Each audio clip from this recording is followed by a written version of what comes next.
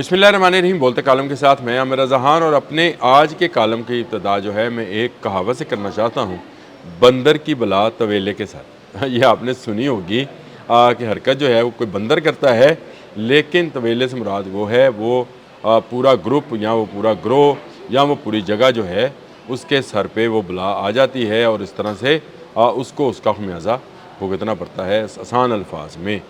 और आपको ये भी पता है कि सिर्फ एक कौम को बंदर बनाया गया था, कुरान पाक में है, और वो बनी इसराइल के वो लोग थे जिन्होंने वादा खिलाफ़ी की थी, हफ्ते वाले दिन शिकार करना शुरू कर दिया था, उनको बंदर बना दिया गया था। तो ये बंदर की बला तवेले के सर जो है, अब आपको मैं इसकी तफसील बताने जा रहा हूँ, जो कि इंतहाई खौलनाक और खौफनाक है। इस 28 फरवरी को शुरू होने वाली जंग में बंदर ने मिसाइल चलाया, यानी इसराइल ने मिसाइल चलाया, और जो है अली ख़ामनेई को शहीद कर दिया। 40 रोज़ा जंग में ईरान ने पलट कर जवाब दिया। अमेरिका इसमें इंटरवीन करता है इसराइल की जानिब से, वो अपने जहाज़ लेकर आता है, अपने अड्डों से फायरिंग करता है, ईरान ताक ताक कर उनको निशाना बनाता है, दुबई की इकॉनमी को तबाह बर्बाद करता है। शाहिद 136 जो है और शहीद दाना ड्रोन जो हैं वो वहाँ पर तबाही मचाते हैं। बैलिस्टिक मिसाइल्स जो हैं, खैबर शिकन जैसे मिसाइल्स, वो तबाही मचाते हैं इसराइल में सारी जगहों पे। इसी तरह ईरान में भी जो है B-2 के साथ बमबारी की जाती है, वहाँ पर मिसाइल गिराए जाते हैं, एयर स्ट्राइक्स की जाती हैं, और नारे लगाए जाते हैं कि एक रोज़ में हमने 19 एयर स्ट्राइक्स की। तो दोनों तरफ एक घमसान की जंग जारी रही। ये सारा उस बंदर यानी उस इसराइल की जानिब से, अब मैं उसको बंदर कहना नहीं चाहता, बट कुरान में ये फैसला है जो है, मैंने क्योंकि कहावत से ये ड्राइव किया है तो इसलिए प्लीज़ माइंड ना कीजिए, बट इसराइल जो है उसकी ये शरारत थी जो अब तवेले को उठाना पड़ेगी। अब आ जाएँ तवेले की तरफ कि हुआ क्या। एक तरफ तबाही हुई, दुबई जैसे मुल्क जो था, रियासत जो थी, उसकी इकॉनमी तबाह हुई, दुनिया में ऑयल की प्राइसेस ऊपर चली गई, तेल की तजारत रुक गई, गल्फ़ से गुजरने वाले जहाज़ रुक गए, जिससे पूरी दुनिया में जो महंगाई का तूफ़ान था वो आया। इकोनॉमी स्ट्रेस जो है वो बढ़ता चला गया। खुद दुबई से कंपनीज़ भाग गईं क्योंकि वो उसको गैर महफूज समझती थी। गल्फ़ जो थी वो पूरी तरह इसराइल के गोद में जा बैठी। इसराइल ने वहाँ पर अपनी इंस्टॉलेशंस की। ये सारी जंग इसराइल ने शुरू की थी।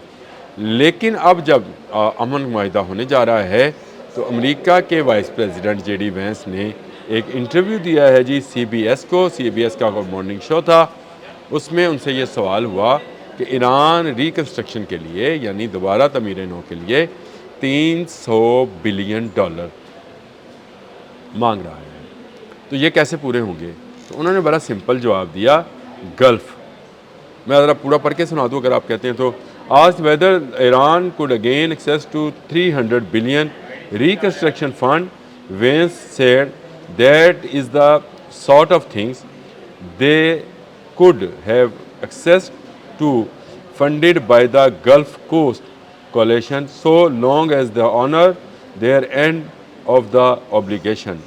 अब आप मुझे इसका तर्जुमा ज़रा आप बता दीजिए, क्या बनता है कि आप ईरान को चले $300 अरब तो नहीं, कुछ पर जो तय होगा, जो जुमे को अभी इजलास होना बाकी, मुआहिदा होना बाकी है, ये पहला मुआहिदा होगा कि हम मुआहिदा करने जा रहे हैं, और उसके बाद शिकें जो हैं वो अगले 60 दिनों में तय होंगी।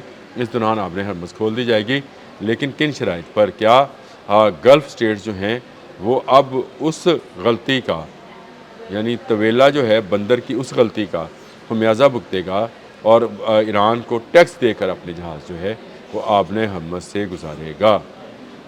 महंगाई तो जूं की तू रहेगी।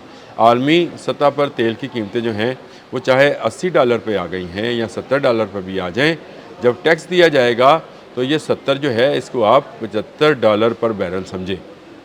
बड़ा सिंपल सा कैलकुलेशंस हैं, अब बड़ी सिंपल सी हैं, और बंदर की बला तवेले के सर के गल्फ़ को इसका जो है खमियाजा भुगतना पड़ेगा, क्योंकि वो अपने जहाज़ों को गुजारने के लिए ईरान को टैक्स देंगे, जिससे ईरान की इकॉनमी जो है इन डॉलर्स मजबूत होगी। वायदा तो होने जा रहा है। गल्फ़ के हिस्से में बदनामी के सिवा और तबाही के सिवा क्या आया। ईरान ने अपनी खुद मुख्तारी, ईरान ने अपनी अस्करी ताकत, ईरान ने अपनी कौमी हमीयत, ایران نے وہ اپنا سب کچھ اپنے آئل ویسلز، اپنے آئل ویلز، اپنے آئلز جو اس کی کیا اس کو کہتے ہیں آئیلینڈز، سب کو بچا لیا، اپنی بندرگاہوں کو بچا لیا، اپنی پوری کی پوری ایئر فورس کو بچا لیا، اپنی پوری کی پوری بحریہ کو بچا لیا۔ گو ڈونلڈ ٹرمپ جو مرضی کہتے رہیں، کوئی بحری بڑا جہاز جو ہے تباہ نہیں ہوا ہے، کوئی آبدوز تباہ نہیں ہوئی ہے، بارودی سرنگیں موجود ہیں۔ ان کی موجودگی میں ایرانی پاسداران انقلاب کے گائیڈڈ سے کے علاوہ کوئی راستہ نہیں ہے کہ کوئی اور ملک وہاں سے کوئی اپنا آئل یا جو تجارتی جہاز ہے، آئل ویسل یا تجارتی جہاز جو ہے اس کو گزار لے۔ تو گلف دوہری پوزیشن میں ہے، اگر وہ تیل بیچے گا تب بھی ٹیکس دے گا، اور اگر آپ تجارتی سامان، کیونکہ گلف میں تو ہوتا کچھ نہیں ہے، منگوائے گا تو ٹیکس دے گا۔ اس ٹیکس کے نتیجے میں کیا ہوگا؟ دبئی لوگ کیوں جاتے تھے؟ کیونکہ یہ ٹیکس فری تھا۔ وہ سمجھتے تھے کہ یہاں پر کاروبار کرنا آسان ہے، بلیک منی کو وائٹ کرنا آسان ہے، اور جو ہے اس کے لیے وہاں پر کوئی ٹیکسیشن کا نظام نہیں ہے۔ یہ ویسے ہی ہے جیسے پاناما تھی، وہ یہ ویسے ہی ہے جیسے دنیا کے مختلف ممالک میں اس طرح کے ٹیکس فری زون بنائے جاتے ہیں، جہاں کمپنیز آ کر بیٹھتی ہیں، عیاشی کرتی ہیں، لوٹ مار کرتی ہیں، پوری دنیا سے دولت کو ایک جگہ پر اکٹھی کرتی ہیں اور پھر بانٹ لیتی ہیں۔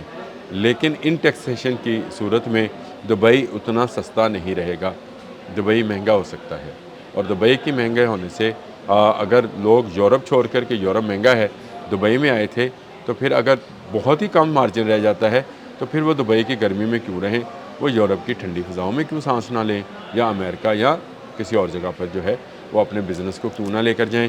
یہ وہ معاملہ ہے جس کو دیکھ کر مجھے لگتا ہے کہ شاید وہ دبئی جو 28 فروری سے پہلے کا تھا دوبارہ سے اس طرح سے نہ بن سکے، لیکن دینا جو ٹیکس ہے وہ گلف کو پڑے گا۔ گلف کی تمام سٹیٹس جو ہیں وہ اپنا جہاز اگر گزارنا چاہتی ہیں اس طرف سے، یعنی آپ نے حمص کی طرف سے، تو وہ اس کا ٹیکس پے کریں گی، اور 300 ارب ڈالر کا جو ایران کا کلیم ہے، شاید مذاکرات کی صورت میں اس میں کمی بیشی کر دی جائے، لیکن یہ بات پرنسپلی طے ہوتی نظر آتی ہے کہ ایران کا یہ کلیم جو ہے اس کو تسلیم کر لیا گیا، اصولی طور پر تسلیم کر لیا گیا ہے۔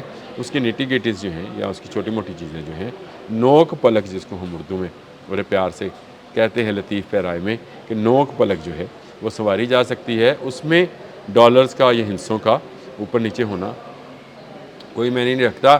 ایک مرتبہ اگر آپ نے حمص پہ ٹیکسیشن شروع ہو گئی تو یہ ٹیکسیشن پھر آپ یاد رکھیے گا کبھی ختم نہیں ہوگی۔